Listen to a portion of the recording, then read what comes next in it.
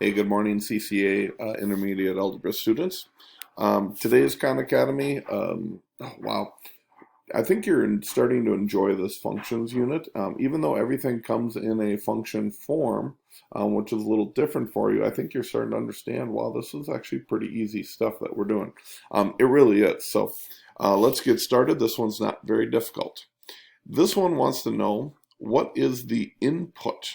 Okay, what is your x coordinate? What's your input when your answer, your output is -2? Remember, your output is your y coordinate. So when does this function right here, this blue line, hit a y output of -2? If you think about it, -2 for the y output is right here. So if we actually highlight this all the way across, right there, where is it where that blue line crosses that -2? You might notice it only touches it one time, and where it touches it was right here at -9. So yep, that's our answer, -9.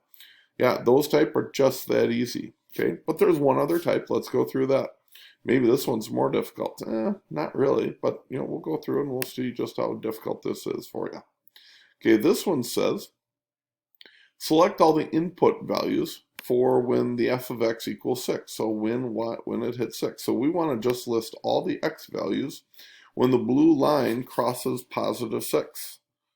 Mr. Anderson, the blue line doesn't cross that. Yeah, you're right. None of the above would be your answer right there.